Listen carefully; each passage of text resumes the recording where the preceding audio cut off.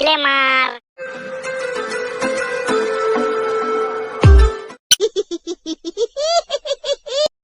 রে, তোদের সব এই অবস্থা কেন রে? সবাই তো দেখি মুখ গোমরা কইরা বসে আছিস। তোর আর কি, দাঁত বের করে হাসতে থাক। আজকে পরীক্ষার খাতা দেখাবে, ওই জন্যেই সব ভীষণ চাপে আছি। সব সময় না ফুরফুরে থাকবি, ফুরফুরে আমার মতন।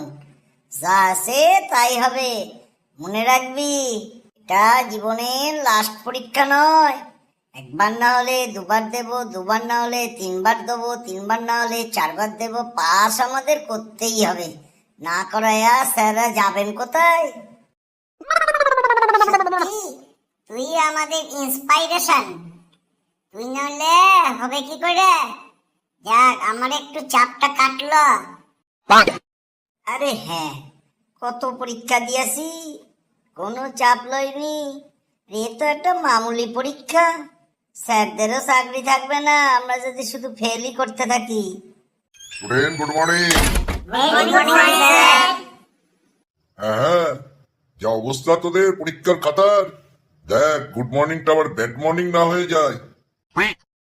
হ্যাঁ, প্রথম খাতাটা দেখছি পটলা চন্দ্র দফাদার। কে বাবা পটলা? একটু উঠে দাঁড়া দেখি।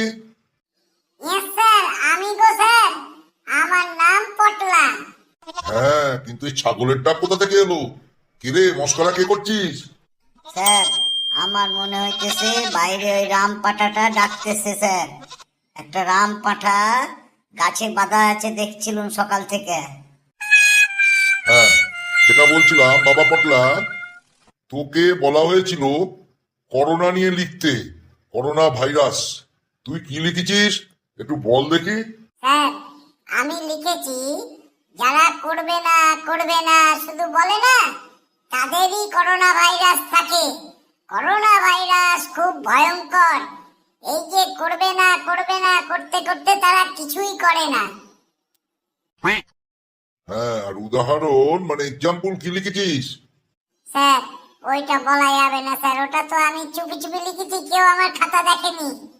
স্যার, মুশকিল হয়ে যাবে স্যার, আমাকে স্কুলে থাকতে দেবে না স্যার।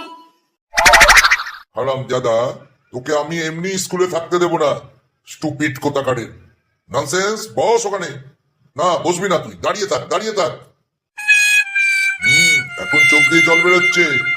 তুই করোনার উদাহরণ দিয়েছিস তোর এই স্কুলের বন্ধু পিঁচোর। পিঁচো সবসময় বলে আমি কিছু করব না করব না, ওই আমাদের মধ্যে করোনা ভাইরাস। স্যার, আমার নামে লেখা, আমি ওকে দেখে নিচ্ছি স্যার। আপনি আমাকে শুধু একটু ছেড়ে দিন, আমাকে একটু আদেশ করুন যে কি করতে হবে। নাক ভাঙ্গা দেব। সরি বন্ধু, সরি। অ্যাকচুয়ালি না, কারোর নাম খুঁজে পাচ্ছিলাম না, তোর নামটা মনে এসছে ওই জন্য লিখে দিয়েছি। কিছু মনে করিস না বন্ধু। আর সরি বলতে হবে না, এখন যতক্ষণ ক্লাস চলবে তুই পুরোপুরি দাঁড়িয়ে থাকবি, কান্না বন্ধ কর। হ্যাঁ, পরের খাতাটা তো দেখছি পেঁচোরই। বাবা পেঁচো, তুই বল, গান্ধীজির সম্বন্ধে লিখতে বলা হয়েছিল, তুই কি লিখেছিস? স্যার, অ্যাকচুয়ালি মাথাটা খুব গরম হয়ে গেছে, ওই জন্য আমি কি লিখেছি আমি নিজেই বলতে পারতেছি না। আসলে স্যার, ওইটা আমি আমাদের কেলুর খাতা দেখে লিখেছি।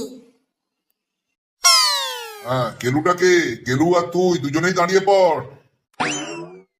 স্যার, কেলু আজকে আসে নাই। রাম ছাগলের দুধ খায়া ওর পেটটা গড়বড় করতেছে, ওই জন্য কেলু আজকে স্কুলে আসে নাই। হ্যাঁ ঠিক আছে, কেলু আসে নাই তো কি হয়েছে, কালকে দেখতেছি। তুই এখন বেঞ্চের উপর দাঁড়িয়ে পড়। স্যার, দাঁড়িয়ে তো পড়লুম, কিন্তু আমার অপরাধটা তো বললেন না স্যার। আমি কি ভুল করলুম? গান্ধীজি সম্বন্ধে লিখেছিস তুই?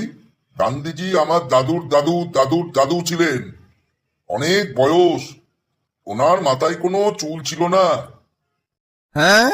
উনি ইচ্ছা করেই মাথায় চুল রাখতো না, তার কারণ ওনার ছবিগুলো আমাদের দেশের টাকার মধ্যে দেখা যায়। 100 টাকার নোট, 200 টাকার নোট, 50 টাকার নোট, সব নোটে ওনার ছবি। যদি চুল থাকতো তাহলে টাকাগুলো আর কেউ নিত না। ইয়েস স্যার, ইয়েস স্যার, এইবার মনে পড়েছে। তো এইগুলো লেখা কি ভুল হয়েছে স্যার? হারামজাদা, এটা ভুল মানে মহা গর্তবের ভুল। স্যার আমি কি করুম, ওই কেলটুটা বললো আমার খাতা দেখে লিখে দে, আমিও দেখে দেখে লিখে দিয়েছি স্যার। আমার কোনো দোষ নাই স্যার, আমি সত্যি বলছি ওইটা পড়ে আসি নাই গান্ধীজির সম্বন্ধে। স্যার আমার কোনো দুঃখ নাই স্যার এতে, আপনি আমাকে একটু পাস করায় দিন, না হলে বাড়িতে ঢুকতে দেবে না বলেছে আমার বাবা। সেটা আমি কি করব? বাবারি গিয়ে বলবি আমি এইগুলো লিখেছি। পাস, তোর পাস আমি করাচ্ছি, তুইও দাঁড়িয়ে থাক। ব্যাপারে এত তাড়াতাড়ি ঘন্টা পড়ে গেল।